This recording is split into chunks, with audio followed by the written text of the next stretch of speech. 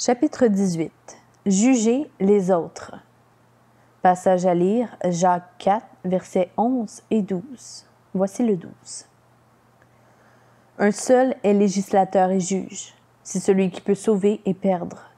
Mais toi, qui es-tu qui juge le prochain? Jacques pense beaucoup à la manière dont nous parlons des autres. Il revient sans cesse au problème de l'emploi de la langue.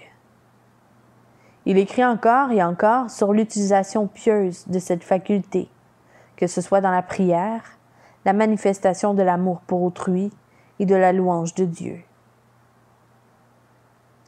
Il définit aussi très clairement les péchés principaux de la langue, comme l'empressement à enseigner les autres ou à juger, la vantardise, les plaintes et les mauvais serments.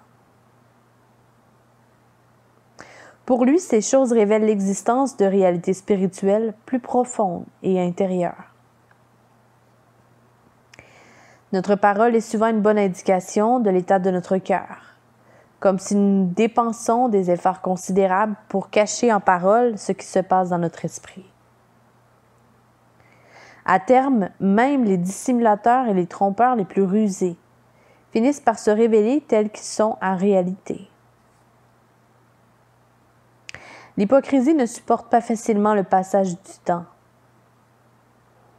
Ironiquement, cela vient peut-être de ce que l'amour pour ses péchés, profondément ancré en lui, ne dispose pas l'hypocrite à garder son propre secret. À l'opposé, par sa nature même, la vraie piété est transparente et évidente à tous. Le passage de Jacques 4, versets 11 et 12 semble de revenir un thème initial du 4e chapitre, qui posait la pénible question « D'où viennent les luttes et d'où viennent les querelles parmi vous ?» Jacques a répondu que ces choses proviennent d'un esprit égoïste, d'un esprit d'amour du monde, en opposition à la piété. Le remède est la soumission à Dieu, ce qui implique l'abaissement de soi et l'acceptation de mourir au péché sous toutes ses formes. Nous revenons maintenant au mal de l'égoïsme, en relation cette fois avec l'habitude beaucoup trop courante de calomnier, en fait, de juger autrui. Jacques montre ce que signifie l'humiliation devant Dieu en rapport avec notre manière de parler des autres quand ils ne sont pas là pour entendre ce qui se dit.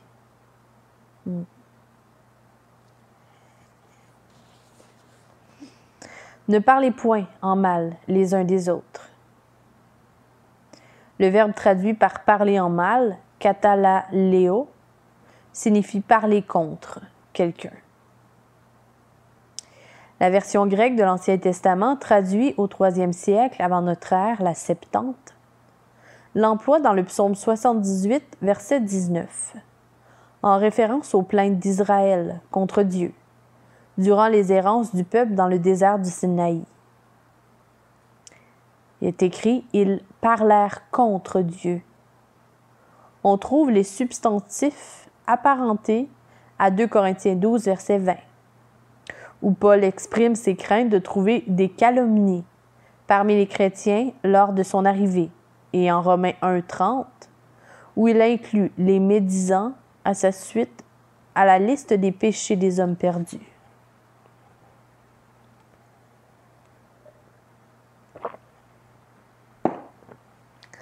Il convient de remarquer que cette calomnie ne se limite pas à l'assujettissement de quelqu'un à des insultes verbales ouvertes.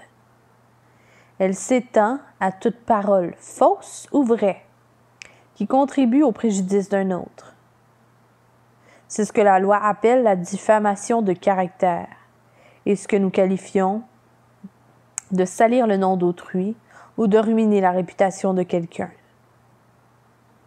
C'est toute déclaration faite dans le but de rabaisser quelqu'un ou de ternir sa réputation, allant des mensonges éhontés aux insinuations voilées. Cela comprend même des paroles vraies prononcées dans le seul but de blesser la personne à laquelle elles se réfèrent.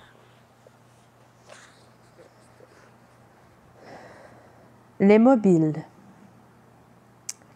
L'ingrédient essentiel est, bien sûr, le mobile derrière les paroles. Est-il possible de mieux causer du tort à quelqu'un tout en se couvrant d'un air d'indignation juste, qu'en disant une vérité qui embarrasse, humilie ou ruine cette autre personne? Plus d'un homme public a été détruit de cette manière, des années après que son erreur fut devenue une chose du passé. Beaucoup de gens ont vu l'avancement de leur carrière, retardé par la divulgation persistante de quelque chose qui aurait dû être enterré depuis longtemps. Un caractère vindicatif n'a pas besoin de mensonges pour être efficace, quand des faits authentiques, quel que soit leur caractère trompeur, peuvent le servir tout autant. Les mobiles sont divers. C'est parfois le désir de se venger d'une injustice ressentie. Je ne suis pas en colère, je remets simplement les pendules à l'heure, comme on entend quelquefois.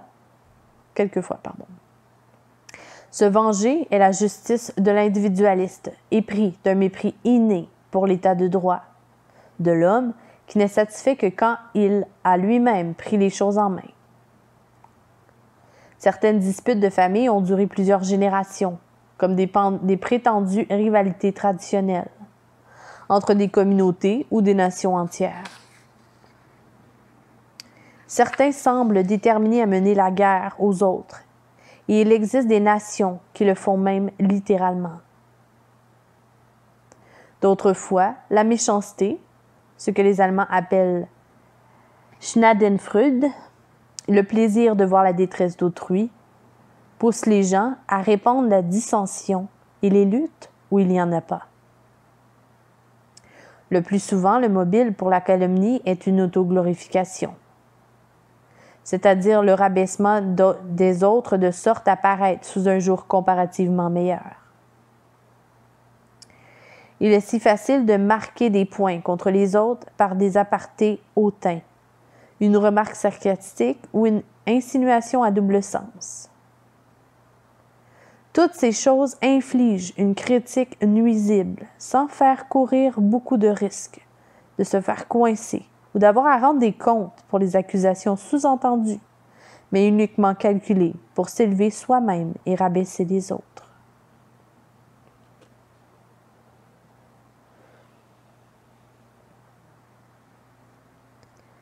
Le mobile qui produit le plus de calomnie n'est parfois rien de plus que le simple désir de parler, même quand il n'y a rien à dire de bon. Combien de fois les gens s'assemblent et finissent par parler d'autrui, presque toujours d'une manière critique. Avec un clin d'œil caractéristique, Thomas Manton remarque que la tête de Jean-Baptiste sur un plateau est le plat le plus courant de nos repas. Comme ce commentaire pénétrant parle vrai.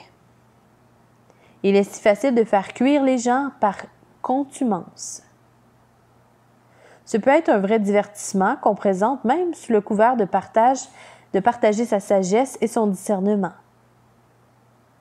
En fin de compte, pourtant, ce qui a commencé sans mauvaise arrière-pensée ne peut que se terminer dans une diffamation dangereuse et orgueilleuse. Nous devrions plutôt avoir le courage moral d'agir selon le principe que le silence ou une lourdeur d'esprit innocente sont bien meilleurs et plus nobles que la propagation de ce qui peut blesser ou tout au moins de ce qui ne fait rien de bon.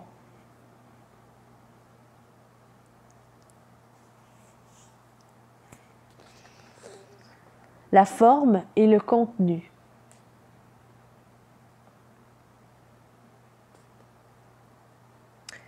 Comme nous l'avons déjà remarqué, la forme et le contenu de la calomnie vont de la vérité dite avec insouciance au mensonge éhonté, ou même jusqu'à la haine. Il est vital pour les chrétiens de discerner pour s'en détourner, tout ce qui ressemble au fléau de parler en mal de quelqu'un. Sous le terme de partager, il est devenu courant pour les chrétiens de répandre toutes sortes d'informations, dont certaines sont très tristes et intimes, à leur propre sujet et sur les autres membres de l'Assemblée.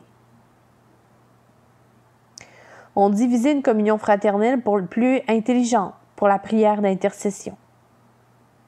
Parfois, cela s'écarte de ce qui est approprié et utile, au bien commun, pour devenir un sujet de curiosité malsaine. Les chrétiens oublient trop aisément que de partager d'un problème personnel lors d'une réunion publique n'est pas très différent que de crier sur les toits. Il convient de peser avec soin les conséquences d'une révélation publique de sujets personnels avant de partager une telle chose, en dehors du cadre de la confidentialité de la cure d'âme ou du soin pastoral. En général, la règle la plus sage à suivre est que ce qui est d'ordre privé doit le rester, alors que les questions publiques se traitent en public. Là où il n'est pas nécessaire de rendre un problème public, mieux vaut chercher à le résoudre en privé. Malheureusement, les requêtes de prière ne sont bien souvent rien de plus que la page des ragots de l'Église.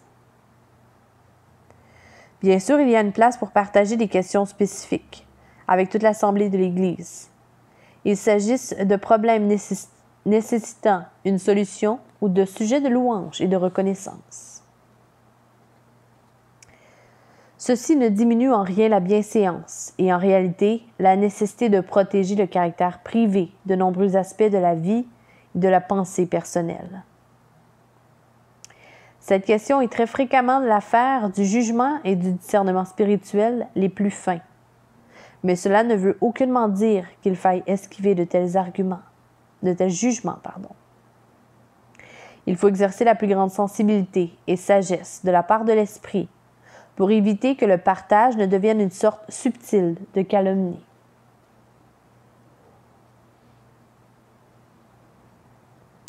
Il n'y a pas beaucoup plus à ajouter à ce qui vient d'être dit pour ce qui concerne les mensonges sans déguisement. La propagation de mensonges diffamatoires, de demi-vérités, de sous-entendus, de critiques, sans fondement ou d'opinions exagérées tombe sous l'interdiction de la parole de Dieu. Satan, qui est le père du mensonge, s'en donne à cœur joie avec ses péchés en particulier, surtout parmi le peuple du Seigneur. Une langue chrétienne profane est son instrument le plus efficace pour miner le témoignage de l'Église dans le monde. Nous devons donc fermer la bouche et l'oreille à la calomnie dont parle Jacques. Parlez comme les frères et sœurs en Christ. Ce n'est pas par hasard que Jacques s'adresse à ses lecteurs en tant que frères. Ne parlez point mal les uns des autres, frères. Les frères et les sœurs en Christ partagent une vie commune, acquise par le sacrifice expiatoire de la mort de Jésus sur la croix à leur place. Ceux qui ont été sauvés par la grâce savent que les propos calomniateurs proviennent de l'abîme de l'enfer et n'ont aucune place dans la vraie vie des croyants et des enfants de Dieu. Qui es-tu pour juger ton prochain? Versets 11 et 12. Jacques avance maintenant d'un pas. Celui qui parle mal d'un frère ou qui juge son frère parle mal de la loi et juge la loi. La calomnie, parler en mal de quelqu'un, ne consiste pas seulement en paroles mauvaises et déplacées. Elle implique toujours des dimensions plus profondes. Jacques aborde 3 points en particulier. La calomnie est une forme pernicieuse de jugement. Elle en est un jugement prononcé sur la loi de Dieu. Elle finit par détrôner Dieu au profit du moi, en tant qu'arbitre suprême de ce qui est juste.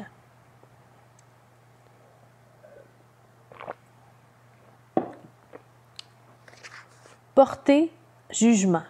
Verset 11. Fondamentalement, toute calomnie finit par devenir une question de passer jugement sur le cœur d'une autre personne. Il n'est pas faux d'avoir des opinions sur la condition spirituelle d'autrui, dans la mesure où elles se basent fermement sur l'application de l'Écriture. sur des preuves irréfutables de désobéissance concrète aux normes bibliques de sainteté de vie. Il faut aussi que cette évaluation se fasse dans un esprit de générosité, d'amour et de compassion. Il est évident qu'on ne peut pas s'empêcher de former des opinions au sujet les uns des autres. En réalité, toute communication interpersonnelle, verbale ou non, conduit à passer des jugements et à parvenir à des conclusions. Nous formons des idées et concevons des accusations sur la base des données récoltées au cours de nos contacts avec les autres.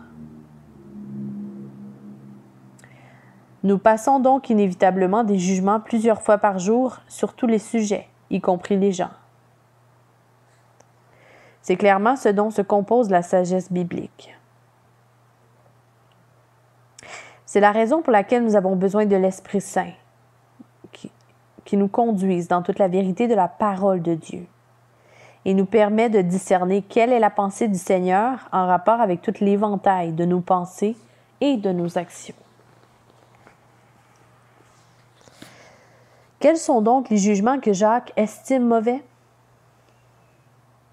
Ce sont simplement ceux que nous n'avons aucun droit de passer, c'est-à-dire les jugements, opinions, évaluations, estimations, habillons-les aussi joliment et pieusement que nous le voulons, qui comportent des préjugés contre la personne au sujet de laquelle on les fait.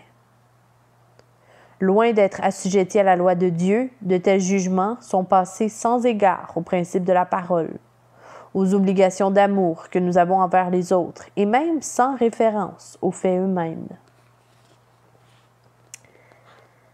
Jésus en parle quand il dit « Ne jugez point, afin que vous ne soyez point jugés. Car on vous jugera du jugement dont vous jugez, et l'on vous mesurera avec la mesure dont vous mesurez. » Matthieu 7, versets 1 et 2. Jésus ne refuse pas le droit d'établir des opinions, mais il insiste simplement sur le fait que ces opinions doivent prendre en compte la responsabilité que nous avons envers une loi plus élevée, celle de Dieu. Il nous faut reconnaître que la parole révélée est la norme de nos opinions et jugements. En outre, si nous avons déjà de la difficulté à interpréter les actions des hommes, nous sommes certainement dans l'impossibilité de lire leur cœur. Pourtant, nous nous précipitons dans toutes sortes de jugements au sujet des mobiles d'autrui et même sur leur statut éternel devant Dieu. Eh bien, dit Jacques, avant de rejeter quelqu'un et de vous imaginer que Dieu retire plus de plaisir de vous que de lui, souvenez-vous de la gravité de ce que vous pensez et dites. Demandez-vous quelle est exactement la justification de vos actions à la lumière de la parole de Dieu.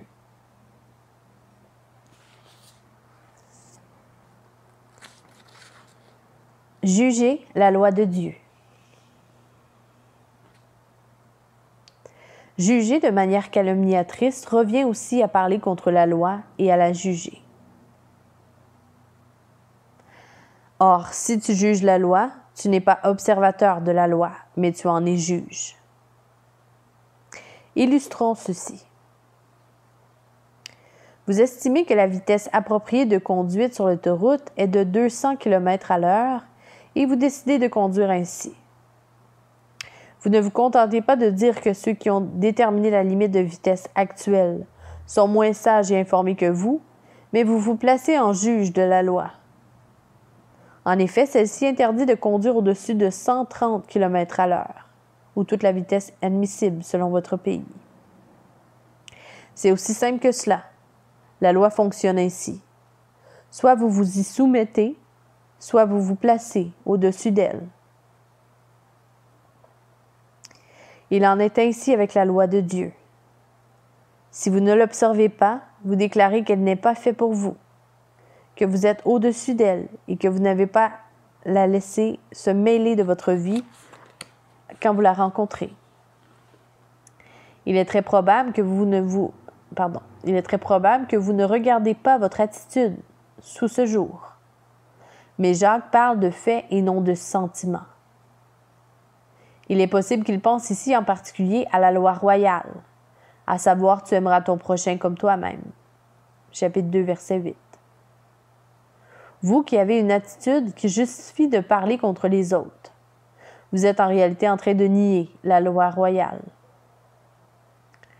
Loin de vous contenter d'aimer votre prochain comme vous-même, vous passez jugement sur lui.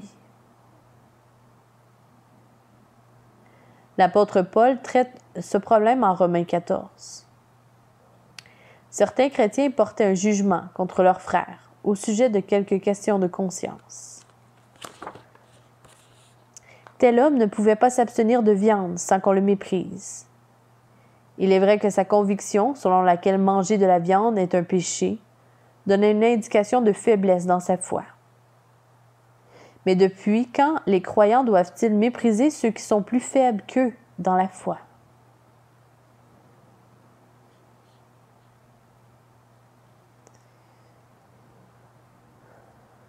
D'autres dans l'Église à Rome, faibles aussi dans la foi, avaient des scrupules au sujet de la nourriture et de l'observance de certaines fêtes religieuses qui sont associées avec la pratique juive. Paul ne dit pas que ses frères plus faibles ont raison. En fait, il cherche à les instruire. Mais il ne laisse à personne le loisir d'établir une nouvelle règle de conduite non spécifiquement formulée dans l'Écriture.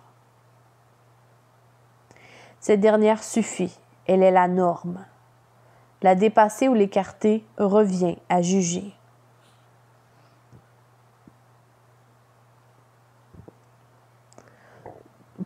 Juger Dieu lui-même, verset 12. L'argument décisif remet fermement l'homme entêté à sa place. Un seul est législateur et juge. C'est celui qui peut sauver et perdre. Mais toi, qui es-tu qui juge le prochain? La boucle est bouclée. Calomnier son prochain revient à le juger, ce qui équivaut à juger la loi qu'on transgresse en le calomniant. Finalement, juger la loi est égal à juger Dieu, qui l'a donné, et à oublier qu'on est en présence de son propre juge. C'est un argument dévastateur et sans réponse. Les hommes pécheurs peuvent s'excuser par des protestations remplies de ressentiment et de murmures quant à leur innocence. Ou ne pas s'en soucier par une incrédulité rebelle. Mais la logique de Dieu est imparable et indéniable. La personne qui refuse de se soumettre à la révélation parfaite de Dieu a donné de lui-même à la Bible s'élève en fait à la place de Dieu. En fin de compte, c'est la nature même du péché qui est la détermination de l'homme à être son propre Dieu. Rejeter la volonté de Dieu et passer des jugements qui ne viennent pas de lui équivaut à usurper la place de législateur et de juge qui lui revient en exclusivité. Toute loi humaine provient ou devrait provenir de la loi telle que Dieu l'a donnée. C'est sur cette base que Josaphat, roi de Juda, dit à ses juges: « Prenez garde à ce que vous ferez, car ce n'est pas pour les hommes que vous prononcerez des jugements, c'est pour l'Éternel, qui sera près de vous quand vous les prononcerez. » 2 Chroniques 19, verset 6. Ceci est la base invariable de la vraie justice dans les sociétés humaines. Son absence livre l'homme, au mieux, à une prétendue justice arbitraire, qui ne fait rien d'autre que restreindre la convoitise et, au pire, à des lois qui tyrannisent et exploitent la masse au profit d'un clan. La séquence calomnie, jugement de la loi et rejet de Dieu est le fruit de l'œuvre de l'Antéchrist. La mise en place d'un autre législateur est tout à fait antichrétienne, car il y a alors deux chefs placés en opposition, et l'autorité humaine se dresse contre celle de Dieu. C'est le caractère que Paul attribue à l'Antéchrist. En 2 Thessaloniciens 2,4. À savoir, et il va jusqu'à s'asseoir dans le temple de Dieu. Il se fait ainsi Seigneur absolu des consciences, les amenant à lui obéir en agissant sur elles à son avantage.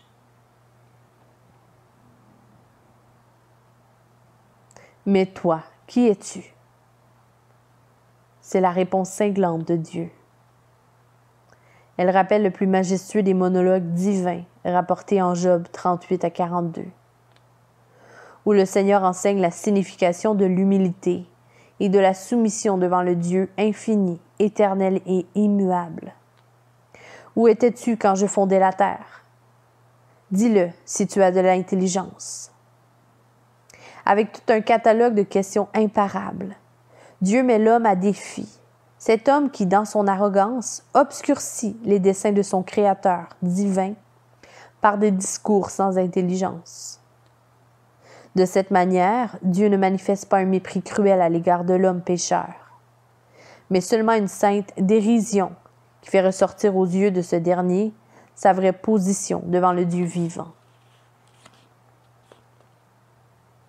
Il est écrit, « Celui qui siège dans les cieux rit. Le Seigneur se moque d'eux, puis il leur parle dans sa colère. Il les épouvante dans sa fureur. C'est moi qui ai oint mon roi, sur Sion, ma montagne sainte. » Psaume 2, versets 4 à 6. Ce second psaume est un commentaire pertinent et approprié sur le but plus profond des réprimandes pénétrante de Jacques. Il veut amener les hommes et les femmes à entendre l'appel de grâce que lance le roi de Sion, qui n'est nul autre que Jésus-Christ, et à l'entendre et y obéir. Jacques vise à ce que nous, ses lecteurs, croyions en Christ, le Fils de Dieu et Sauveur du monde, crucifié, enseveli, ressuscité, et qu'ainsi nous glorifions Dieu et trouvions en lui notre bonheur éternel. Amen. Fin du chapitre 18.